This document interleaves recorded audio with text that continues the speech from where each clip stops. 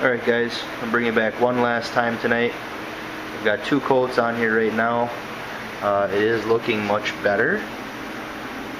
This material does build quite nicely. You can still see some of that pitting there. What I ended up doing down here is I did actually take an acid brush, and I don't know if you can see any of that. If I get the light to reflect in there or not. I did end up just taking and dabbing a little bit of epoxy primer in those pitted areas. I think that'll be fine. I'm going to spray one more coat on here. I'm going to be done with it. I'm actually going to leave a fan on overnight on low just to keep some air moving over the top of this, so it will actually flash overnight with the humidity. I don't want to take a chance of it skimming over and then gassing and actually end up peeling. Epoxy primer will do that if it put it on too heavy, like I tend to do, but if you keep some air moving over it,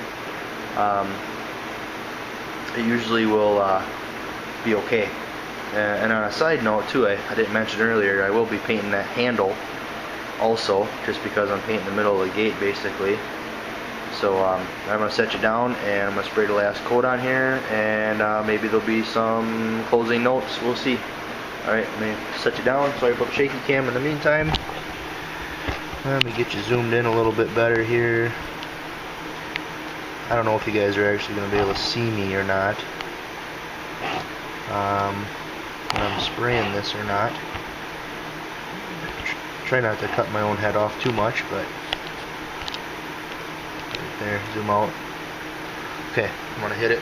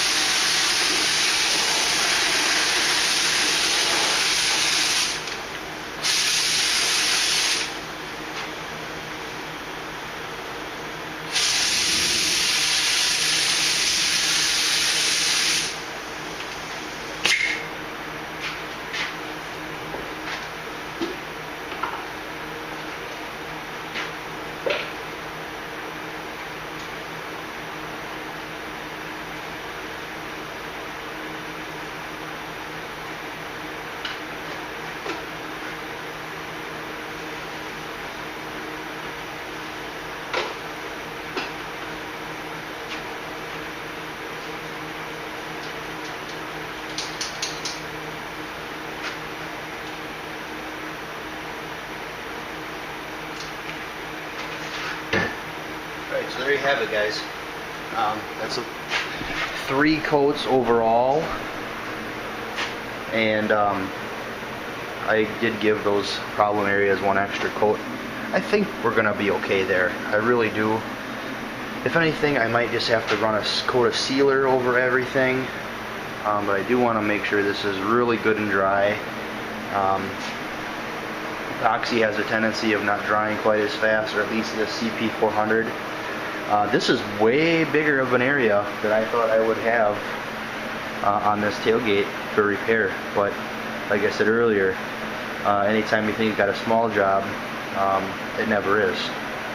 So we're going to let this set up good, and if it's not set up tomorrow night, it's not that big of a deal, because I'll be doing the inner lower like jam area, so you know, that's fine. If I have to do some touch-up body work on the outer, that's fine.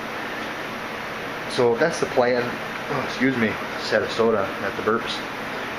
So I just wanted to bring you a video tonight, a little bit of live action and a little what in a production shop environment this would be a 1-day job. For me, it's probably going to be minimum of 3 evenings. I've got approximately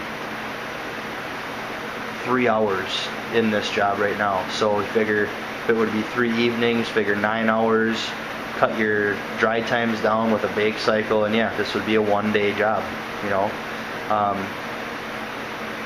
That's just the difference between a production shop with a bake booth and a guy in his garage that is sick in the head and just can't get enough of this, that he has to do it at night too. So with that, guys, this is the project. I do want to talk to you about a couple other little things too. Where I live, I don't have a garbage pickup available to me at free cost. I live out in a rural area, so if I want a garbage pickup, I got to pay for it. And I don't produce enough garbage to justify that. So what I'm getting at is I go to the dump, our local, what we call a recycling center. It's not really called a dump anymore. But I go not quite every weekend, maybe every other weekend, depends on when I'm around. But anyways, what I'm getting to is when I get some time, I want to show you. I actually had something follow me home from the dump this last weekend, and I think it's really cool.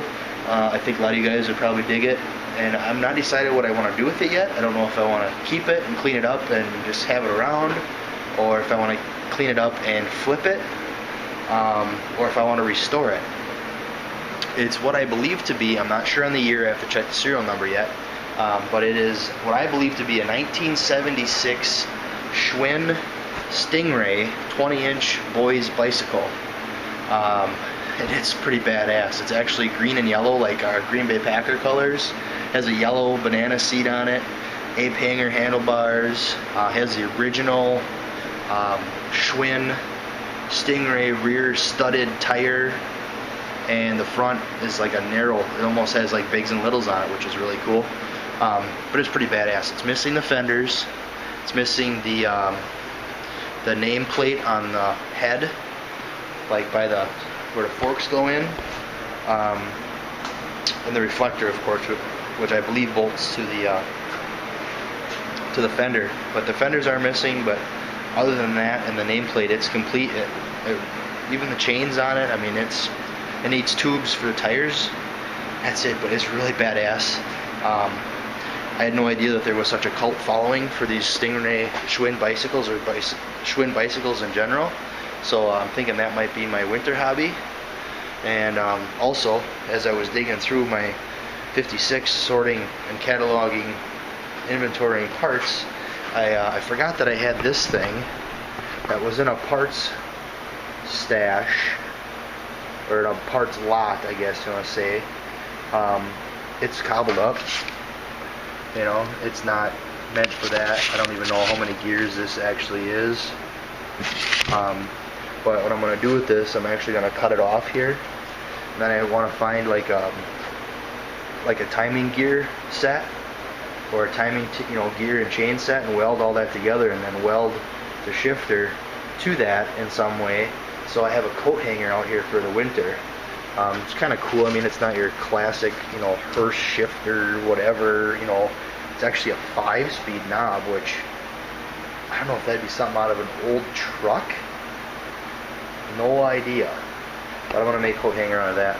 So that's what's new and exciting here. So one more time here, give you the rundown on this. That's tonight's progress. Tomorrow night I'll be doing the inside of the gate and spraying some color on the inside of the gate with any luck. So hopefully that'll be tomorrow night's video. I'll get these ones up for you tomorrow sometime. And as always, thanks for watching. Appreciate the views, appreciate the comments, and I hope you all learned something. And like Darren always says, just press record.